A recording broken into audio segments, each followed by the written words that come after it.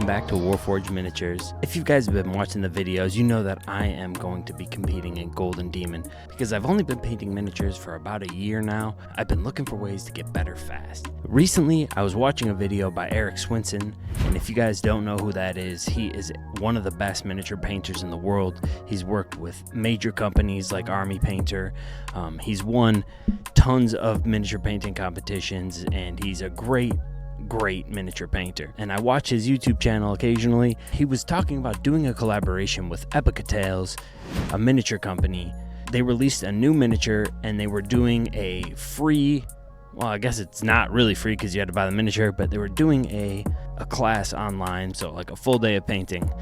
And so I did that, and we're going to talk about that today.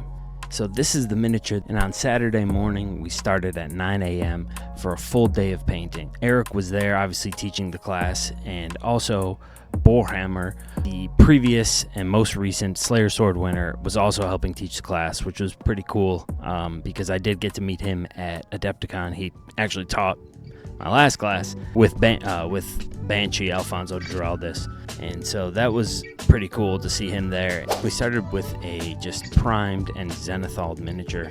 So the first thing we did is we base coated everything, the hair, the cloak, the fur, just got everything painted, and then we moved on to the face. I was trying to follow kind of along the line of what Erik's color scheme was, but I didn't have exactly the same colors for what he was mixing his face colors with. So he used a yellow ochre, which I guess I don't have, and I tried to kind of use a similar color, and it just didn't look good at all. So I just went with some flesh tones from Vallejo when I realized that like most people were kind of doing that. Everyone was kind of doing variations of the same colors, like they weren't doing exactly what he was doing. We started with sketching the light, sketching the shadows, and then we sketched in the light, and then we spent like 2 hours, maybe two, it might have been less. We spent a lot of time just kind of blending in so we added all the layers, added in the highlights, and then blended.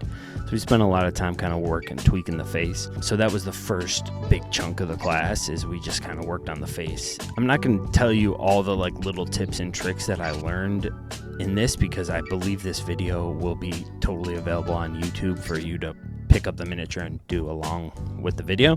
But I really recommend doing it, because you do learn. There's like a lot of like weird little things that they'll just tell you that you don't even think about, but once you hear it, just kind of makes things make sense. So just the way he describes the shape of the face and how you would render light on the face and how light reacts when it hits your face, it's interesting to like listen to someone who basically studies light and the way that light hits your face. And Erik is known for his understanding of light. Next, we worked on the hair. The idea was to go for like kind of like a blonder character.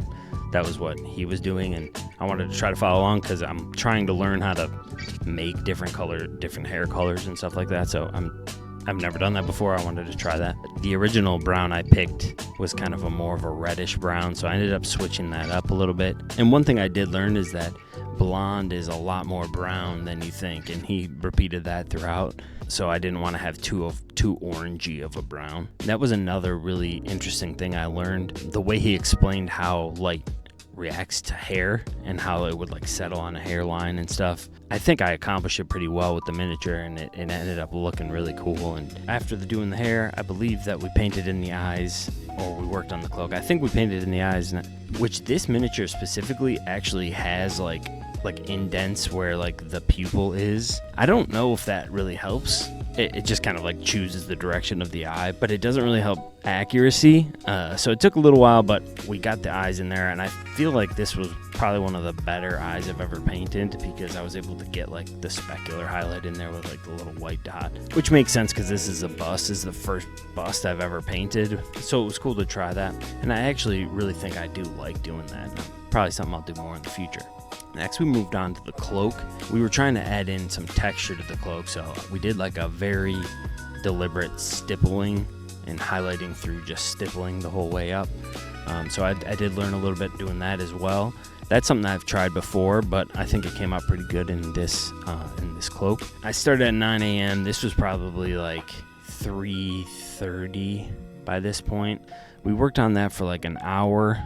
might have been a little bit more than that, might have started a little bit earlier than that, but worked on that for like an hour. That was kind of like, it was kind of winding down. A lot of people had left at that point. I think there was a lot of people from like overseas who it was like 4 in the morning for them, so it makes sense. Like a lot of people had to go to bed, go to work, whatever, but I stayed on in there. Erik didn't really get to explaining the fur exactly, but he was saying it's the same concept as the hair, so I did kind of paint the fur a little bit. This was about 4:45-ish, 4:40-ish, when we kind of like stopped painting to review the last like couple of things, and that's where I hopped off because 9 to 5 basically.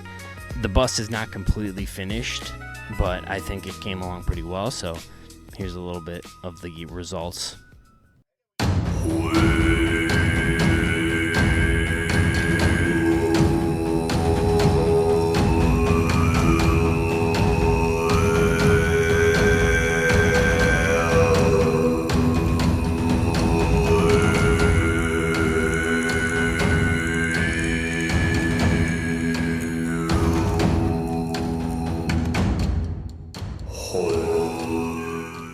And that was the final result. Please let me know what you guys think. Did I accomplish a good looking miniature or what? I really enjoyed doing this. I think that I would recommend this to anybody. I think that if you want to get good at painting, we live in a time where it's so easy to reach out, find people, find community, find mentors, basic mentorship, because the only way to get better at something is to practice a lot. But if you're just kind of winging it and you're never really looking at how to get better, you're not going to, I don't think, or you're stunting yourself by not like trying this kind of stuff. So I'd recommend this to anyone. I think I paid like $35 for the miniature, and like I said, I think the video is going to be available on his YouTube channel, so I recommend trying it yourself. You're gonna learn from the best. You won't be able to do the feedback part live, obviously. I think there's a lot to gain from doing stuff like this. I'll be painting miniatures for a year, I think, in like the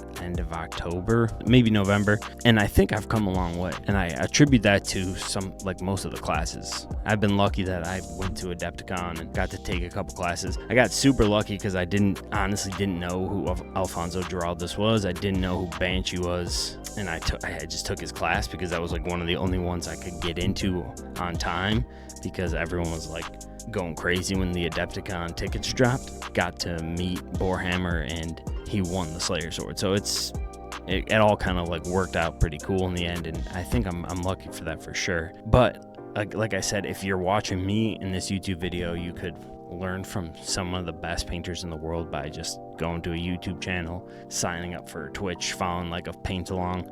It's crazy how accessible it is and how fast you can get good at something if you just like focus on it a lot. So that's what I'm trying to do. I'm trying to get better. I think Adepticon will be fun. Another thing I definitely learned was you realize how long you can spend on a miniature, because like I said, this was a full day.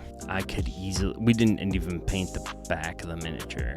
I could spend probably another 20 hours to get it to like probably painting every part of it to the level that I painted what I painted. Probably take like another 20 hours or so.